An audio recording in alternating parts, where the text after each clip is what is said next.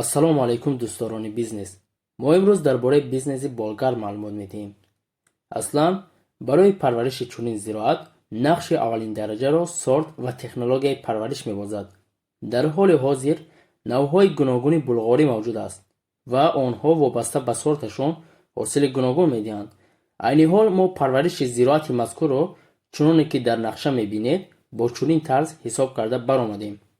аслан шинонидани кӯчатро деҳқонон бо тарзҳои гуногун мешинонанд ва мо бо чунин тарз шинондем. байни ҳар як кӯчат 40 сантиметр гузоштем дар шакли пай дар пай ва мо дар як содиқ ҳисоб кардем ки 11 ҷӯяк рост омад. ҳар як ҷӯяк аз ду қатор кӯчат иборат аст ва байни ҳар як ҷӯяк 50 сантиметр гузоштем барои нигоҳубини онҳо. инчунин байни қаторҳои кӯчатро дар тарзи рӯбарӯ ҳамчунин 40 сантиметр гузоштем. дар маҷмӯъ 22 қатор дар 11 ҷӯяк шуд.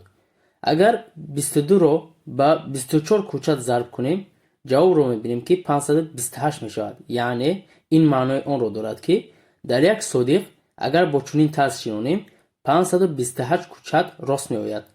фаромуш набояд кард ки вобаста ба сорт ва технологияи кишт ҳосилбандиаш гуногун аст, аммо мо ба ҳисоби миёна ба ҳар сари кӯчат 2 килограмм ҳисоб мекунем.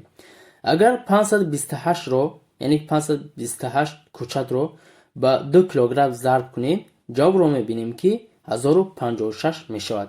яъне аз як содиқ 1056 килограмм ҳосил гирифтан мумкин аст.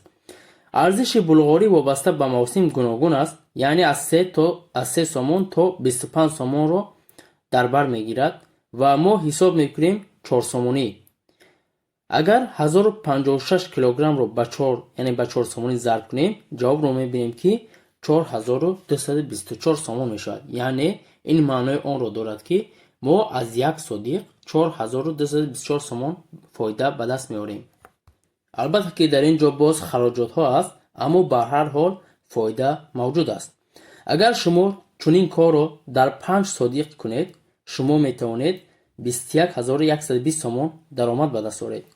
шумо барои сар кардани чунин кор аввалан аз 20 мутахассис пурсон шавед, ҷиҳатҳои мусбат ва манфиашро омӯзед.